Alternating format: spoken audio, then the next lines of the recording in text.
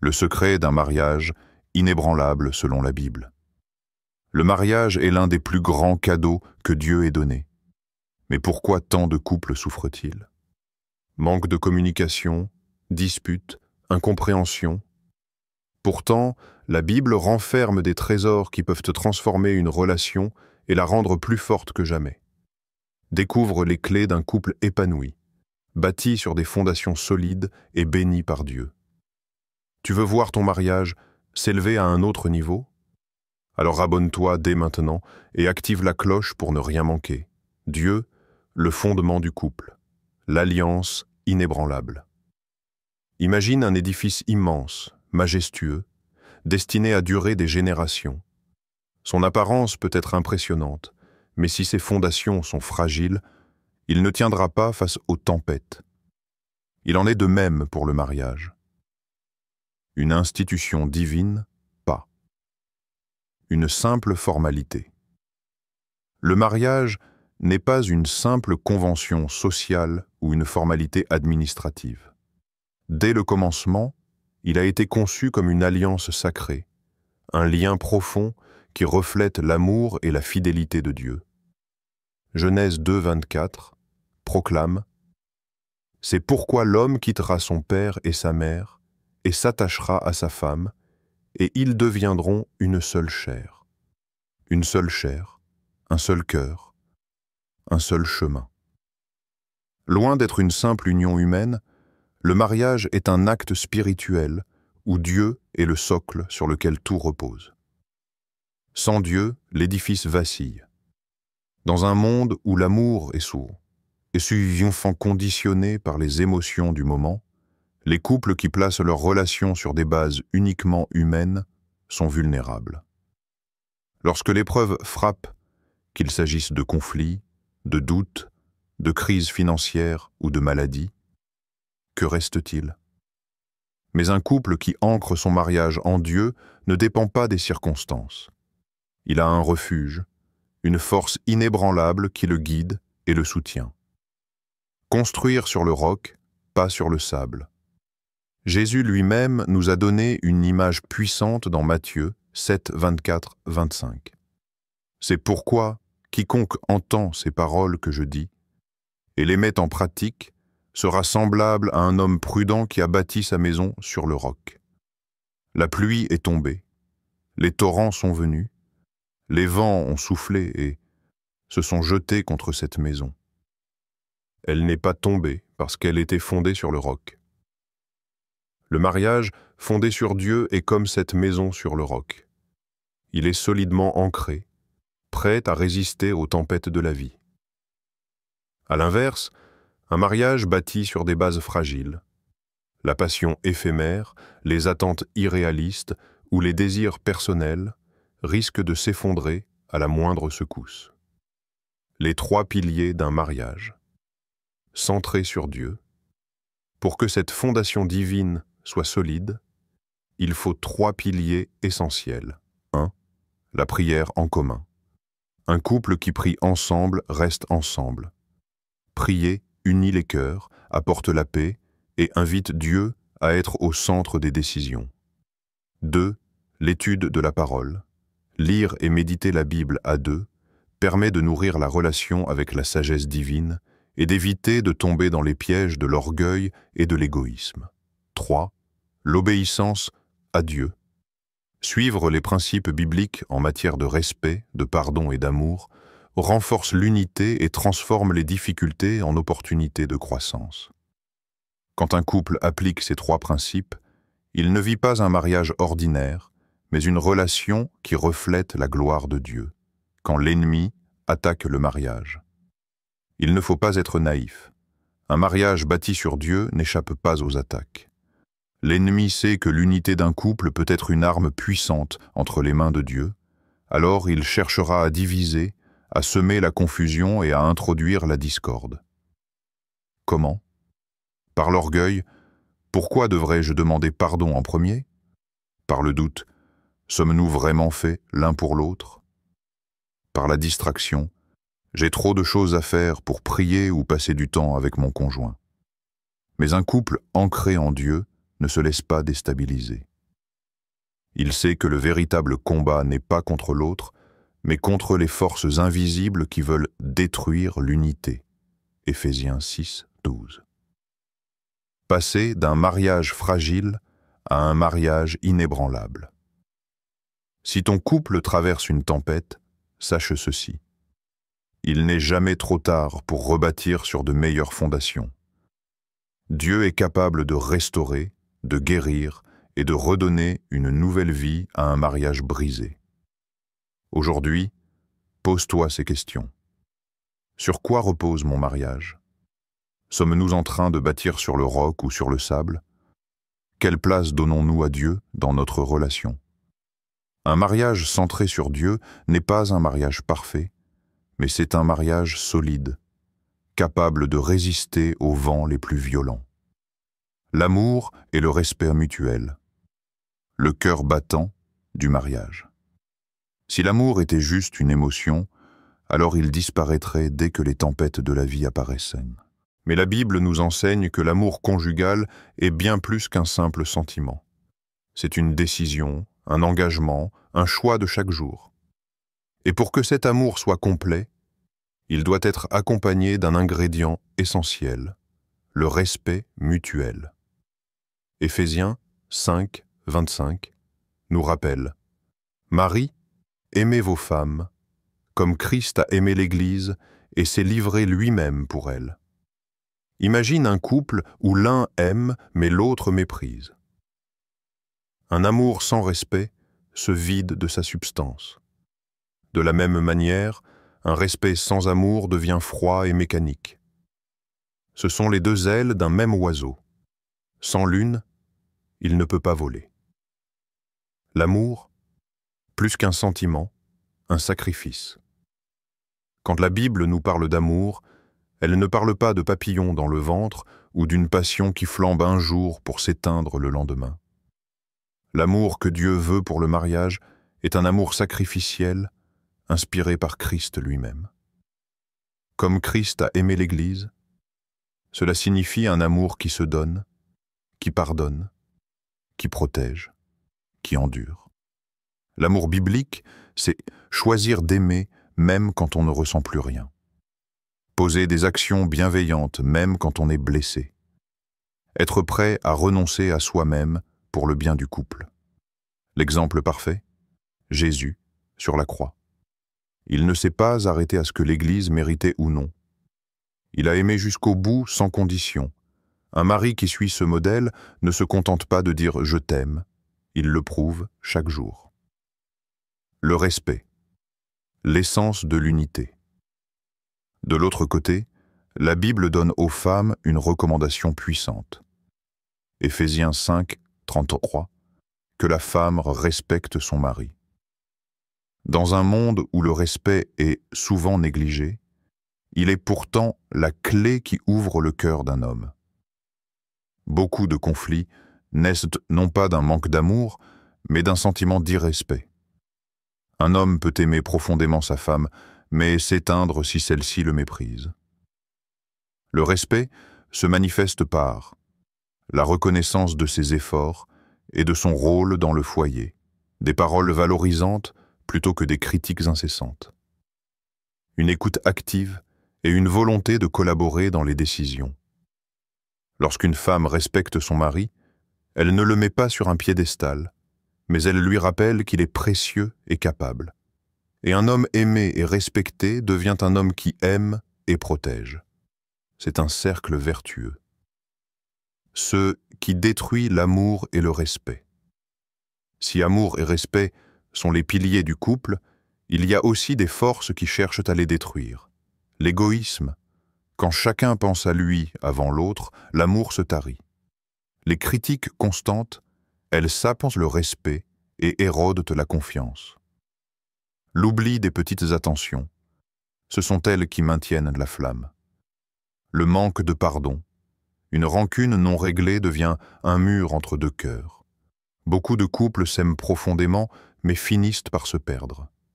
Non par manque d'amour, mais par manque de respect et de gratitude. Comment cultiver amour et respect? chaque jour.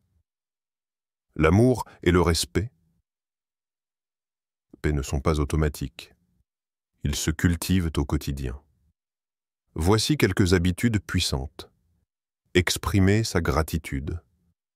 Un simple « merci » peut éviter bien des conflits. Encourager plutôt que critiquer. Souligner les qualités renforce le lien. Écouter avant de répondre. Un respect sincère passe par l'attention. Prier ensemble. Quand un couple prie, il place Dieu au centre et apprend à aimer comme lui. Dans un couple où l'amour et le respect sont en équilibre, les disputes ne détruisent pas, elles enseignent. Les faiblesses ne divisent pas, elles renforcent. Et les saisons difficiles ne sont pas des fins, mais des étapes vers une relation encore plus profonde. Le pardon et la patience. Le ciment du mariage. Si l'amour et le respect sont les piliers du mariage, alors le pardon et la patience en sont le ciment. Sans eux, même les relations les plus solides commencent à se fissurer sous le poids des déceptions et des blessures. Colossiens 3,13 nous exhorte « Supportez-vous les uns les autres, et, si l'un a sujet de se plaindre de l'autre, pardonnez-vous réciproquement. » C'est facile à dire, mais en pratique, comment pardonner quand la douleur est encore vive? Comment être patient quand l'autre nous exaspère? Le mythe du mariage. Parfait, beaucoup entrent dans le mariage avec des attentes idéalisées. Mon conjoint ne me blessera jamais. Il ou elle comprendra toujours mes besoins. Si c'est la bonne personne, tout sera facile. Mais la réalité est tout autre. Le mariage unit deux personnes imparfaites, deux caractères différents, deux histoires, deux visions, deux sensibilités.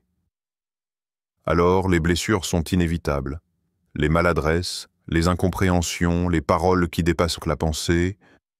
Si chaque offense devient une barrière, le couple se transforme rapidement en champ de bataille. Le pardon, un cadeau, pas une faiblesse. Beaucoup voient le pardon comme un abandon de pouvoir. Si je pardonne trop vite, elle recommencera. Mais la Bible nous enseigne une toute autre perspective. Le pardon n'est pas un acte de faiblesse, mais de puissance. Jésus, alors qu'il était crucifié, aurait pu exiger justice immédiate. Pourtant, il a prié « Père, pardonne-leur, car ils ne savent pas ce qu'ils font. » Luc 23,34. Le pardon, c'est choisir la liberté au lieu du poids de la rancune. C'est rompre les chaînes de la colère avant qu'elle ne nous étouffe. C'est une décision, pas une émotion. Pardonner ne veut pas dire oublier ou nier la douleur. Cela signifie refuser que la blessure devienne un poison qui détruit la relation. Mais elle ne mérite pas mon pardon. Dieu te répondrait « Et toi, méritais-tu mon pardon ?» Nous avons été pardonnés bien au-delà de ce que nous méritons. Si Dieu a effacé nos fautes, pourquoi refuserions-nous de faire de même pour celui ou celle avec qui nous partageons notre vie? La patience, l'art d'aimer au-delà des faiblesses. 1 Corinthiens 13,4. L'amour est patient, il est plein de bonté. Patience, un mot simple, mais une vertu rare. Dans un mariage, patience signifie accepter que l'autre ne change pas instantanément. Apprendre à aimer, même dans les moments d'irritation. Ne pas réagir impulsivement sous le coup de l'émotion. Exemple. Un mari oublie encore une fois de sortir la poubelle. Une femme répète pour la 10e fois la même chose. Réaction immédiate. Tu ne fais jamais attention à ce que je dis. Réaction patiente. Je sais que ce n'est pas volontaire, mais cela me fatigue. Peux-tu y penser la prochaine fois? La patience évite que de petites frustrations deviennent des conflits explosifs. Ce qui empêche le pardon est la patience. Certaines attitudes rendent ces deux vertus presque impossibles. L'orgueil. Je ne vais pas m'abaisser à demander pardon en premier. Le perfectionnisme. elles devraient être comme ça, pas autrement. Le manque d'empathie, moi, je ne ferai jamais une erreur pareille. L'accumulation de rancune, ne pas régler un conflit immédiatement est comme empiler des pierres, jusqu'à construire un mur infranchissable. Un couple qui refuse de pardonner et de patienter devient rapidement étranger l'un à l'autre. Comment apprendre à pardonner et à être patient? 1. Se souvenir de notre propre imperfection. Avant d'accuser, demandons-nous: ai-je toujours été irréprochable? 2. Ne pas laisser la colère s'installer. Éphésiens 4, 26. Que le soleil ne se couche pas sur votre colère. Un conflit non réglé est une brèche où s'infiltre l'amertume. 3.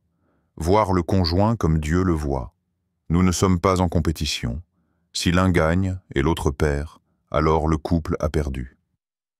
4. Chercher l'aide de Dieu. La patience et le pardon ne viennent pas naturellement, mais Dieu peut transformer nos cœurs de pierre en cœurs de chair, grandir à travers. Nos épreuves. Les conflits sont inévitables, mais chaque épreuve est une opportunité d'apprentissage. Aujourd'hui, pose-toi ces questions. Ai-je encore des rancunes cachées contre mon conjoint? Suis-je patient? Ou est-ce que je réagis trop vite? Qu'est-ce que Dieu essaie de m'enseigner à travers cette situation? Un couple qui sait pardonner et être patient n'est pas un couple sans épreuve, mais un couple qui en sort toujours plus fort. Une communication bienveillante, le langage du cœur. Parler et c'est facile.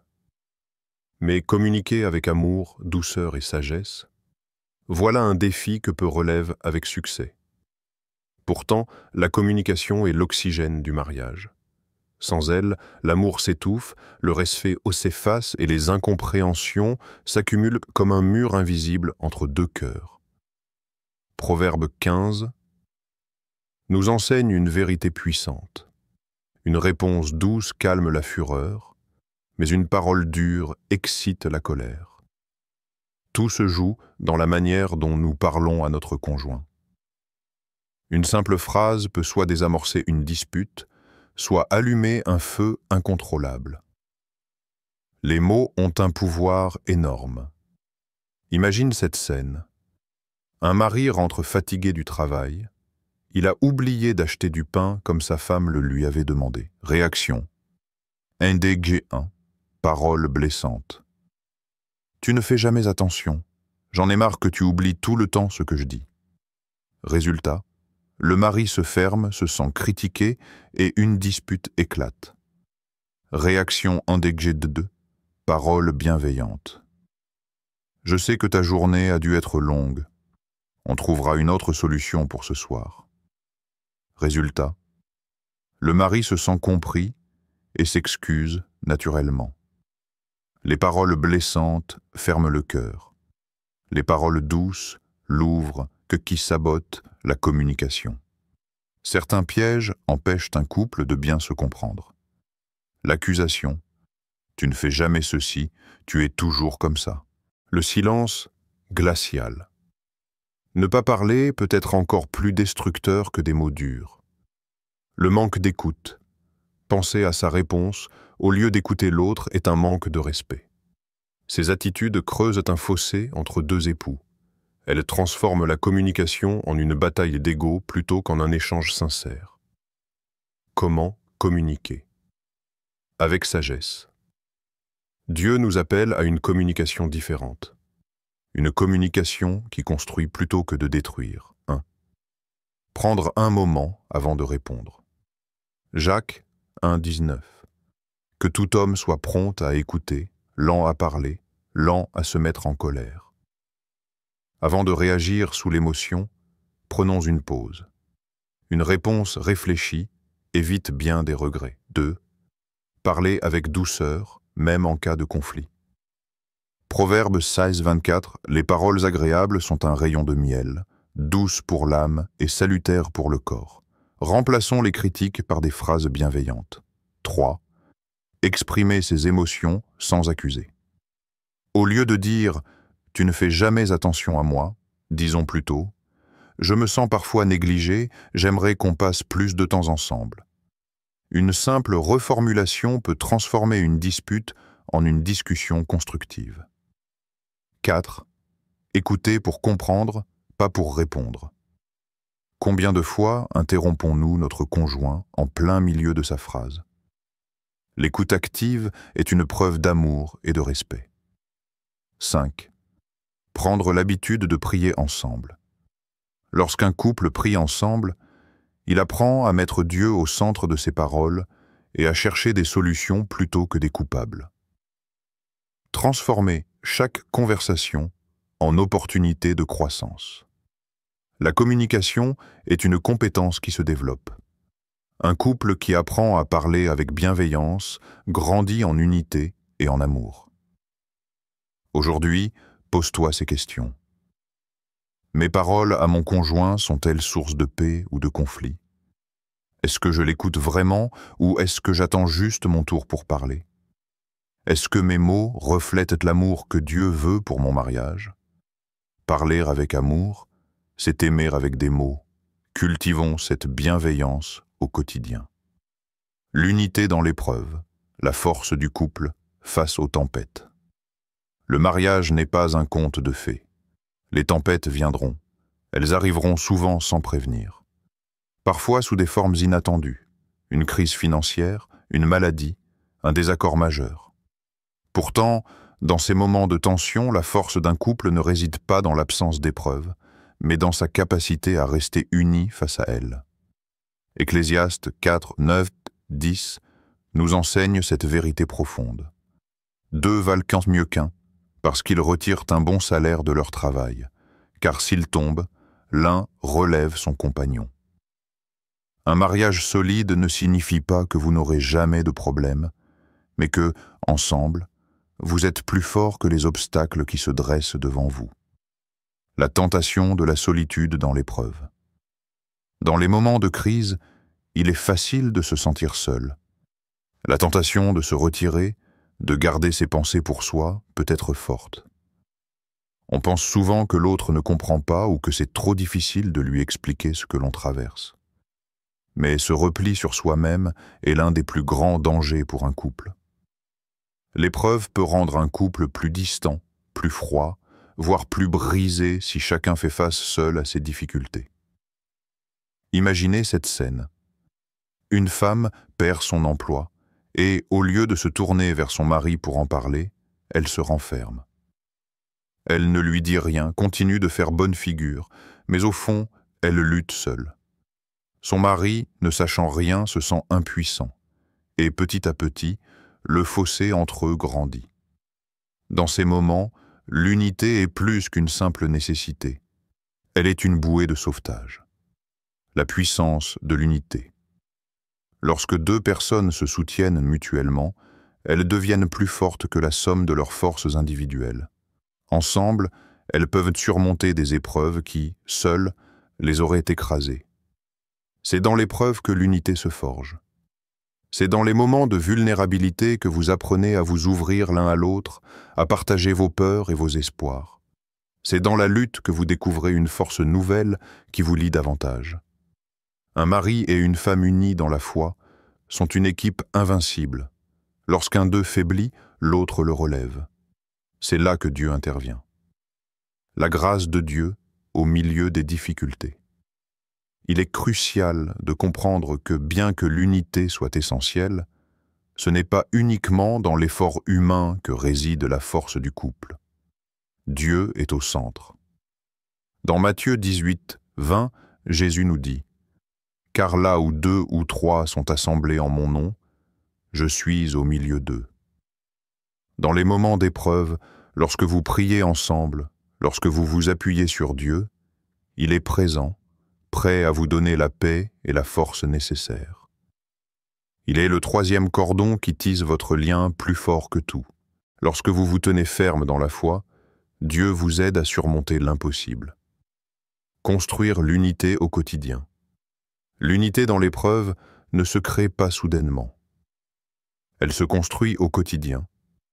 C'est dans les petites attentions, les gestes de soutien, et la prière commune que l'on bâtit cette force qui tiendra lorsque les tempêtes arriveront. 1. Priez ensemble régulièrement. La prière unit le cœur. Lorsque vous priez ensemble, vous invitez Dieu à faire partie intégrante de votre mariage. Vous vous rappelez à chaque moment que vous ne combattez pas seul. 2. Communiquez ouvertement. Les problèmes ne doivent pas être mis sous le tapis. Parlez de vos peurs, de vos rêves, et surtout de vos difficultés. Ne laissez pas les malentendus s'accumuler. 3. Soutenez-vous mutuellement. Il ne s'agit pas seulement de partager les bonnes nouvelles, mais aussi de porter les fardeaux ensemble. Quand l'un de vous traverse une épreuve, l'autre doit être là pour lui, non pour juger, mais pour soutenir. 4. Rappelez-vous pourquoi vous vous êtes mariés. Dans les moments de doute, rappelez-vous les raisons profondes pour lesquelles vous avez choisi cette personne. Vous avez fait une alliance, et cette alliance est plus forte que toute épreuve qui pourrait vous séparer. Se renforcer. Dans l'épreuve. Les défis peuvent sembler accablants, mais ils ont aussi le pouvoir de fortifier le couple. Les couples qui traversent des épreuves ensemble et s'en sortent unis sont souvent plus forts, plus proches et plus résilients. Aujourd'hui, pose-toi ces questions. Mon conjoint et moi sommes-nous unis face aux épreuves? Ou chacun de nous lutte-t-il seul? Est-ce que nous invitons Dieu à être le centre de notre mariage, même dans les moments difficiles? Comment pouvons-nous renforcer notre unité avant que l'épreuve n'arrive? L'unité dans l'épreuve est un choix. Choisissez de traverser les tempêtes ensemble et vous en sortirez plus fort, une alliance, renforcée par Dieu. Le mariage est un voyage de deux personnes unies par un amour profond et soutenues par la grâce de Dieu. En suivant les principes bibliques de l'amour, du respect, du pardon, de la communication et de l'unité, un couple peut surmonter toutes les épreuves et sortir plus fort, plus proche et plus épanoui dans sa relation. Le mariage, bien qu'il soit un voyage semé d'embûches, est avant tout une bénédiction. Chaque difficulté est une occasion de se rapprocher de Dieu et de l'un de l'autre. En gardant Dieu au centre de votre relation, vous permettez à votre union de se renforcer dans les moments de joie comme dans les moments d'épreuve.